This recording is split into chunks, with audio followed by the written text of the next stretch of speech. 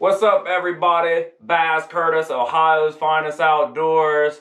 I got a special guest today in the building, in the Bass Cave. I've been trying to get him out here for a few years now. The one and only, the man, D. Reed. What up, D. Reed? What's up? What's up, man? Look, this is going to be short and sweet. I just want to focus, man, on a few questions. And the first one being, what got you into chasing these bass? Well, the giant bass, I'd have to give the credit to mostly you and Corn. Once I got out of competitive sports, I guess, so to speak, slow pitch softball, all that stuff, golf and sports being younger. And then as I got older, started golfing a little bit more and kind of got back into fishing. I always fished when I was a kid, but nothing, not really out there chasing after it. And then as I got older, probably around 35, really got back into it. Andy Darr and I kind of really got into it at Andy first. Darr, you hear that? Andy Darr and actually Yeah. Billy Hoffer too. Hoffer? So, Yes, sir. That's what I'm talking about. and then once I was aware of AEP, the Chessie Owens Rec Grounds, I was never someone who went there and fished it all my life. You know what I mean? Mhm. I didn't really know it was down there. Had a lot of friends that did, and so I've only been fishing it for about 5 years now, really. But I would say, as far as chasing the big bass and getting that passion and itch for it, it's just a lot of the competitive nature, number one. But Yes, sir. number two is you and Cornelius Cornbread. Shout out to Corn. Corn for sure, man. Learned a wealth of knowledge of just overall bass fishing and chasing the big ones. So. It's good stuff, man. But yeah. So for years, you didn't even know that hidden gem was down there. there. No, I didn't. I mean, I've heard of it, the Muskie Bucket and all that, but, I had a lot of friends in high school that lived down that way, so they kind of grew up down there, some of them, and I grew up kind of more closer to the city, and I never really just fished a lot of farm ponds growing up, and my uncles, we had a neighborhood pond at the bottom of the hill growing up. That's where I really first started getting into it. What would you say earlier in your days of fishing for bass? What was your go-to bait back then? Oh man, I don't know. Probably a worm and a bobber. Worm and a bobber. Hey, mine was a rooster tail. A rooster tail. Mine was the Ward's rooster tail.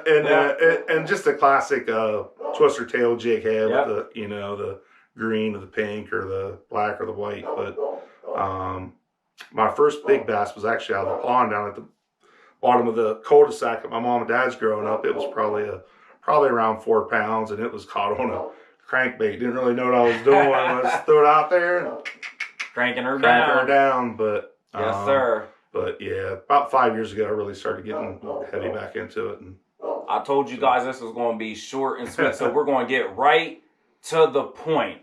Look, I'm going to show you something right here. 2 epic days that my man Reed experienced, and I was a part of one of them, but I just want to show y'all real quick. Y'all see D. Reed right there.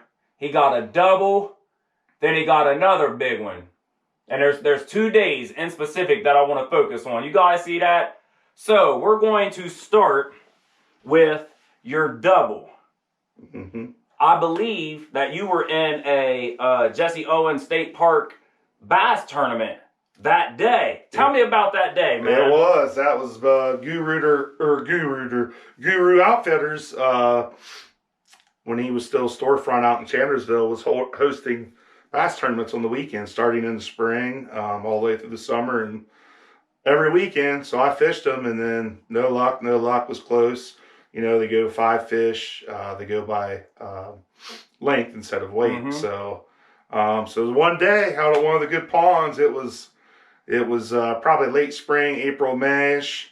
Went out, had on the old Blue Rock custom tackle jig. Shout out to Jesse French. Yes, sir. And I remember it, man. The first one I caught, it was actually the smallest of the 2. It was 22 inches and weighed 6 pounds. So when I caught that, I'm like, well, I'm going to win at least the big fish of the day, the longest, and hopefully win the whole tournament for total. Because I had a few other fish that were probably 14 inches, maybe 18, or maybe an 18 and a 14 and a 12. But And then about an hour before I left, I hooked into the bigger one, the I 22 and a half. I gotta show y'all again. You see that? Double. Bam. Bam. Check that out. Yes, sir. The second one was 22 and a half inches long and was 6.5 pounds. And so once I had that, I knew, I was like, well, I might win the whole tournament. And I'm going to win the big fish of the day. I'm in the money. Yes, sir. So I had those two. The funny thing is, I had those 2 bass strung up on my tube, and I'm sitting there fishing by myself. And then all of a sudden, I see 3 dudes coming down over the hill with their dragging their kayaks, actually. And one was fishing off the bank, and there's probably, an hour or so left in the tournament. And here I've got these 2 6-pound bass tied off to the tube. And you didn't show them, did you? No, that's what I'm saying. They were asking me, right there. They were asking me how I did or how I was. I didn't do any good. Didn't do any good. Couple small ones. Yeah. And there's a pond over there that's pretty good, I hear. So, so I dodged that bullet with those guys. And smart, right there. Once I got out, I took pictures. I was pretty giddy and pretty happy. It's hard enough to land 1 6-pound bass around here, let alone 2 in one day. That's exactly what I was going to say, D. Reed. People fish their whole life for a 5-pounder. Mm-hmm. And you catch 2 over 6 within a couple hours and you're in a tournament. Yep. Man, that's a big deal, Yep. man. I was so proud when you sent me the video and you got your phone up in a tree and you're like, make sure that picture was right. I was so proud for you, man, because I know how hard you grind and chase after them in 2 in one day.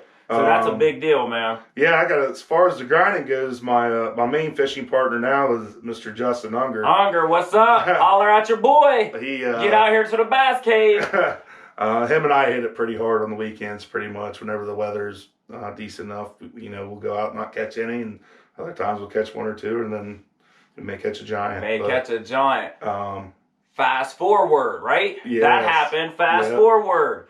Yeah. I believe it was late fall. D. Reed was like, hey, man, you want to go out? Well, let's go back to that. Okay, let's go back. Let's go back to the tournament. So after the pictures were taken, obviously I released the fish. I'm walking back to the car to go back to check in, and ODNR stopped by and checked me for my fishing ID.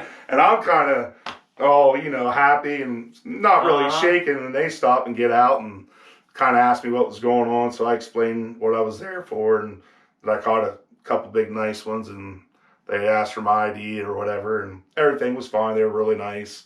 I wasn't breaking any laws or anything. The truck was where it was supposed to be. So everything checked out good. But then we get back to the check-in, and I'm listening to some good tunes on the way back, and thinking I've got this thing wrapped up, and we get there. Money in the bank. Money in the bank, only to find out another guy caught 123 inches. So he beat me by the big fish by a half inch, and then someone else had a bigger total than me. So I didn't win the big fish, nor did I place in the tournament. So I would have lost my money because a 6.5, 22, 23 inch bass, all in the same day. I'm smiling all the way back to the shop. Well, yeah, and at the time I didn't realize that catching those 2 bass it's a pretty cool feat for me. I don't fish every single day, but I was more focused on winning the tournament, like just the competitive one to win. And then after it happened, looking back at the picture, I was like, well, that's pretty cool to catch 2 big fish. Regardless, whether you got the cash or not, and I know you're competitive because you talked about that already, but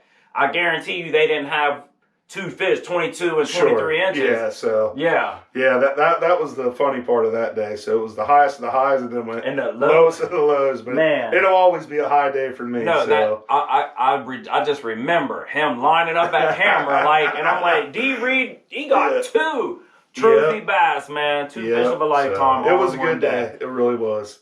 Nope, I never forget it. So now let's fast forward. Take a look at this again. The reason I got myself and D. Reed on this, and you see what it says, Highest Finest Outdoors meets Wild Horizon gear. And if you see right here, he got a Wild Horizon hat on and a Wild Horizon shirt. Shout out to Matt Reed. We took a trip together. It was late fall. We're fishing one of our favorite ponds, really good pond. We hiked back there. it was pretty warm for that fall, and we were throwing jigs, we were throwing tubes, and I think it was in October. Yeah, and I'm just like, man, we're going to hook up D. Reed. He had confidence too. And two things. Let me tell you 2 things about D. Reed when fishing with D. Reed. Number 1, he's always going to have a Mountain Dew with him. That's why I say in some of the videos you hear, do the do. Because it's like we're shooting a Mountain Dew commercial. Holler at us, Mountain Dew, because your boy always got the do. That's one thing. Another thing is when D. Reed catches a giant, you can be clear to the other side of the pond, and I promise you, you're going to know that he got a giant on. That's and don't let him get his hands on that giant and raise it up, because you could be a mile away and you're going to know that's D. Reed somewhere with a big one. So those 2 things hold true to this day. So I'm fishing a beaver dam, and D. Reed takes the other side of the pond, and we might have been there a half hour, 45 minutes, and we're catching fish, we're catching danks, and I hear him. I'm hooked up, big one, big one, big one. And giant. And I'm like, oh, I see the splicing. He lands again. He lands this fish right here. And he puts it on a stringer. And I tell him either he's going to double up or I'm going to catch one. And we're going to finish the day out strong. It might have been a half hour before dark. And we still had to walk. So we started paddling back. And I said, D. Reed, I'm going to hit this beaver dam one more time. And I got actually I had the army crawl on at that time. I throw it out there. Next thing I know, boom! And I'm like, big one. And do you remember what I said? There's a there's a YouTube video of this. I can't remember. You said, is it a big one? I said, man, it's got to be stuck in something. And you said, no, it's not. It's a giant. And I said, man, this might be a catfish, because some of those lakes out there have nice channel cats in there. And I said, man, this is on the bottom heavy. And it made the boy on D. Reed's like, nope, it's a giant bass. It's a giant bass. And I had that fish barely hooked and skin hooked. And I end up I said, stay down. And then I grab it and hold it up, man. And that was exciting. That was a fun day too. That was actually a weekday. Both of us get off by the time we can get out of our jobs, it's 4 o'clock. But we hightailed it out to AEP that night. That was a weeknight, I remember, in the fall in October. And we went out just to fish for like an hour or 2. That was it, hour and a half. That was it. And if I remember, I feel like that was one of the last casts where you're just like, I will throw it right back here. And next thing I knew, I was kicking and fishing at the same time, and just went. He was like, no, it's a bass. He was like, it's a bass. And I was like, okay, let's roll with it. Yeah, that was a fun night. It's always fun when you're out with someone else and you both hook up. Both can hook up on quality fish too. Sure. And man, those, and we're going to continue to grind. And I said I had 2 questions to ask him, but one other question is your PB day. Yes. I got memories and footage of all that, man. I got You've been with me for about all the big ones, in fact, what's your older brother Matt say? What's that good saying? Oh, it goes, needs another year. No, besides that, you better what? You better call? Better call Saul. You better call Saul. So that's just what like he always the texts TV me. show. Yeah, you better call Saul on it. And it needs another year. So we was down AEP that day. We're catching them. We're catching them. And that was my PB was actually one of the first biggest ones I caught with you down there. And man, it was 6:14 or something. And I've been stuck there since. I've had a few 6, 5s, a bunch of those, but I just. And I remember clearly. We were catching them, and in the fall, there was a big bass splashing in the back. And I said, D. Reed, if you don't go back there, I'm going to go back there. But I'm telling you, it's a big bass. Take that jig, throw it up in that grass. And his first cast back there, the bass is splashing, chasing bait fish. He flips it up in there. Next thing I know, I told y'all you'll hear D. Reed. Oh! I got him, come over here. And I was like, take your time. And it made a boil on then, dude. I was on my way to get the fish. Well, you reach your hand down in there. It's adrenaline rush for sure, man. People have no clue. When you grind and you spend weeks and weeks and months and years chasing these things, and when it finally happens. It's a good feeling. I remember that fish specifically. It's like as soon as that jig hit the water, man, he just attacked it, and I knew right away. I was like, man, that thing's a monster. So yeah, I've been stuck on that 6:14.